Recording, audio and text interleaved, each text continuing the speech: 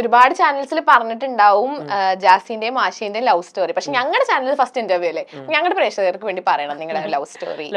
എത്ര വർഷമായി സ്റ്റാർട്ട് ചെയ്തിട്ട്? 8 വർഷമോ? ഓ, എങ്ങനെ നിങ്ങൾ മീറ്റ് ചെയ്തതൊക്കെ? ഞങ്ങൾ ഇത് ഫോണിലൂടെ തന്നെ മീറ്റ് ചെയ്തു. മീൻസ് ഞാൻ ഓൾറെഡി സോഷ്യൽ മീഡിയ വഴിയാണോ? അല്ല, അതിന് മുമ്പേ ആഷി ഫുട്ബോൾ പ്ലെയർ ആയിരുന്നു. അപ്പൊ ഞങ്ങളുടെ നാട്ടിൽ ഇങ്ങനെ ഫുട്ബോളിന് വരുമല്ലോ, നമ്മൾ മലപ്പുറമാണ്, ഓഫ്കോഴ്സ് ഫുട്ബോളിന് പേര് കേട്ട സ്ഥലമാണ്. അപ്പൊ അങ്ങനെ വന്നിട്ട് കണ്ടിട്ടുള്ള പരിചയമാണ്. പിന്നെ അത് കഴിഞ്ഞിട്ട് അവൻ പാലക്കാടാണ്, അവൻ പോയി. അത് കഴിഞ്ഞിട്ട് പിന്നെ ജസ്റ്റ് ഫോണിൽ കോളും കാര്യങ്ങളൊക്കെ ആയിട്ട്. എന്റെ അമ്മായിയുടെ ഇവിടെ പാലക്കാടാണ്, അപ്പൊ ഇടയ്ക്ക് അങ്ങോട്ട് പോകും, അപ്പൊ അവിടെ നിന്ന് കാണും. അങ്ങനെയുള്ള റിലേഷനാണ്. ഫസ്റ്റ് അവൻ UAE പോയി, അത് കഴിഞ്ഞിട്ട് ഞാൻ വന്നു. പിന്നെ അവിടുന്ന് വീണ്ടും കാരണം എനിക്ക് അവനക്കുണ്ടായിരുന്നു, പക്ഷെ ഞാനാണ് ഫസ്റ്റ് പറഞ്ഞത്. അപ്പൊ അഫ്കോഴ്സ് അവൻ പറഞ്ഞ എനിക്കും ഇഷ്ടമാണ്. അങ്ങനെ കുറെ പ്രശ്നങ്ങളും കാര്യങ്ങളൊക്കെ ആയിട്ട് തട്ടിമുട്ടി ഇങ്ങനെ പോയി. ഒരു റിലേഷൻഷിപ്പ് ആവുമ്പോ ഇതുണ്ടാവും. ഞാൻ വിചാരിക്കുന്നത് നമ്മൾ ഒരു റിലേഷൻഷിപ്പ് ആവുമ്പോ രണ്ടുപേരെ റിലേഷനിൽ ഒരു മൂന്നാമതൊരാള് വരുമ്പോഴാണ് എപ്പോഴും പ്രശ്നങ്ങൾ ഉണ്ടാവുക. എപ്പോഴും നമ്മളെ പ്രശ്നങ്ങൾ നമ്മളായിട്ട് പരിഹരിച്ച് അത് മുന്നോട്ട് പോവാണെങ്കിൽ ഹാപ്പി ആയിട്ട് പോകും. മൂന്നാമതൊരാളെ നമ്മളെ പ്രശ്നങ്ങൾ പറയാനും പാടില്ല, അവരെ ഇതിലൂടെ ഉൾക്കൊള്ളിക്കാനും പാടില്ല. എനിക്ക് എന്റെ ലൈഫ് വെച്ചിട്ട് എനിക്ക് തോന്നിയൊരു കാര്യം കേട്ടോ അത്. എപ്പോഴും നമ്മൾ രണ്ടുപേരാണ് ഏറ്റവും ബെറ്റർ. എന്ത് പിണക്കങ്ങളും ഇണക്കങ്ങളൊക്കെ ആയാലും രണ്ടുപേരും കൂടി പറഞ്ഞ് അത് സോൾവ് ചെയ്യുക. അത് ഒരു 1-2 ദിവസം, അതിന്റെ കൂടുതൽ ദിവസത്തിലേക്ക് പോവാണ്ട് അത് സോൾവ് ചെയ്യുക. പിന്നെ മൂന്നാമതൊരാളിലേക്ക് അത് എത്തിക്കാണ്ടിരിക്കുക. അവരതിൽ എന്താ പറയാ സജഷൻസ് പറഞ്ഞു കഴിഞ്ഞാൽ പിന്നെ അത് വേറെ പ്രശ്നങ്ങളാവും. അത് അങ്ങനെ കൂടി പോകും.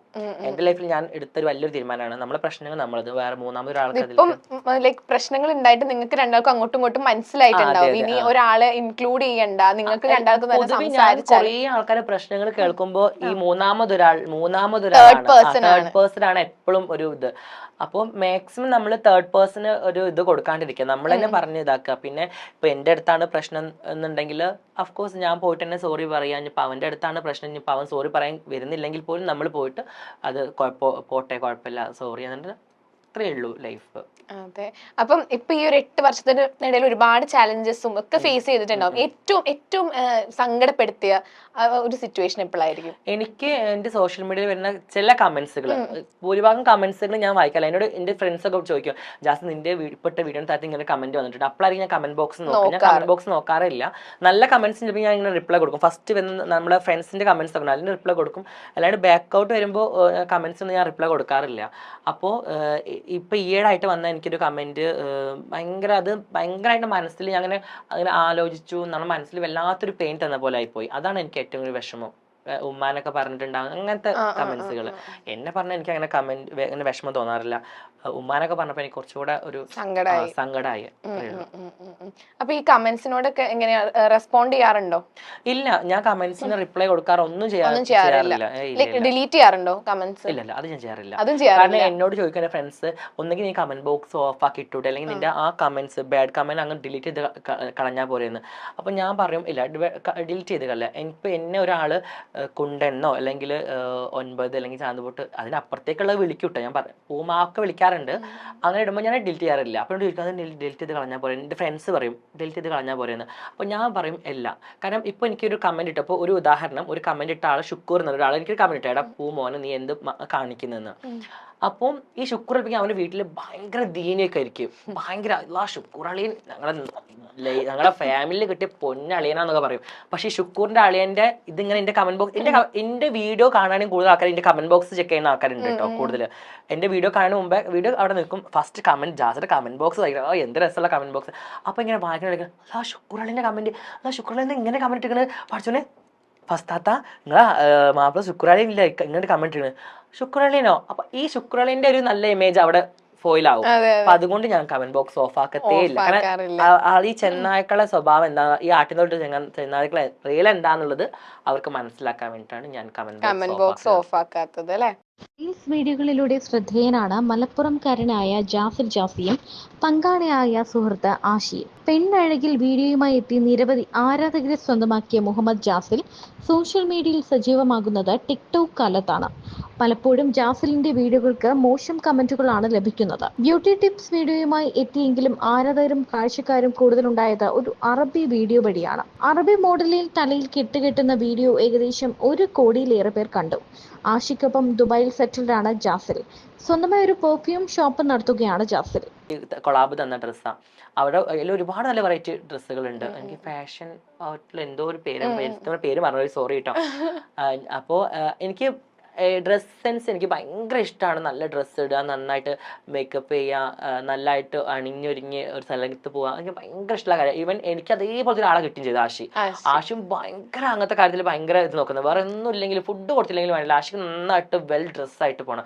എനിക്ക് അങ്ങനെ തന്നെ എവിടെയും പോകുമ്പോൾ നല്ല അടിപൊളിയായിട്ട് പോകണം. നമ്മളെ കണ്ടു കഴിഞ്ഞാൽ ഈ എന്ന് പറയാൻ പാടില്ല, അടിപൊളിയായിട്ട് വെൽ ഡ്രസ്സായിട്ട് പോകണം. എനിക്കും ആഷിക അതേപോലത്തെ ഒരാളെ പാർട്ട്ണറിനെ കിട്ടുകയും ചെയ്തു. എനിക്ക് ഭയങ്കര ഹാപ്പി അതിൽ. ജാസിന്റെ ചൈൽഡ്ഹുഡ് ഒക്കെ എങ്ങനെയായിരുന്നു?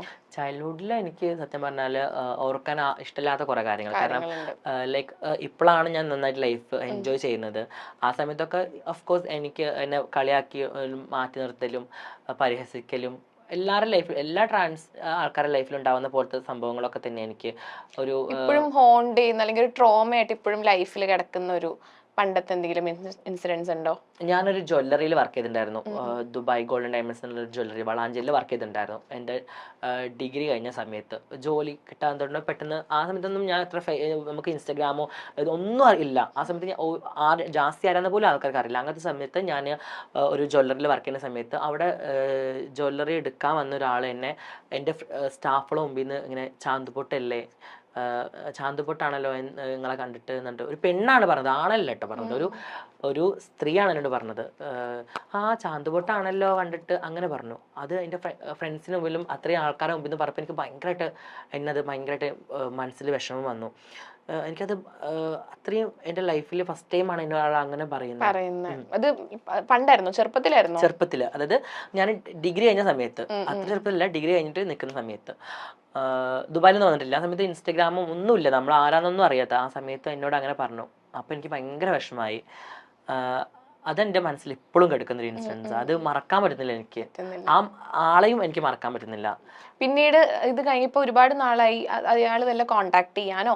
ഇല്ല, അങ്ങനത്തെ ഒരാളെ ഇല്ല. നമ്മൾ അത് സത്യം പറഞ്ഞാല് ഒരു ഉസ്താദിന്റെ വൈഫായിരുന്നു.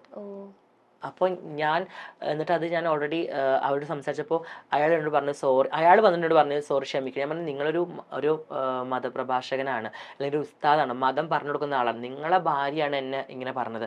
നാളെ നിങ്ങളെ വീട്ടിൽ ഇതേപോലെ ഒരാൾ വന്നു കഴിഞ്ഞാൽ നിങ്ങളെ വൈഫ് ഇങ്ങനെയാണോ അതിനെ വിളിക്കുക എന്നൊക്കെ പറഞ്ഞു. അപ്പോൾ അയാൾക്ക് കാര്യം മനസ്സിലാവുന്നുണ്ട്. സ്ത്രീ പിന്നെ അവസാനം ഒന്ന് സോറി ഒക്കെ ചോദിച്ചു. പക്ഷെ അതെനിക്ക് ഉള്ളിൽ എപ്പോഴും ഒരു ഇതായിട്ട് ഇങ്ങനെ കിടക്കുന്നുണ്ട്.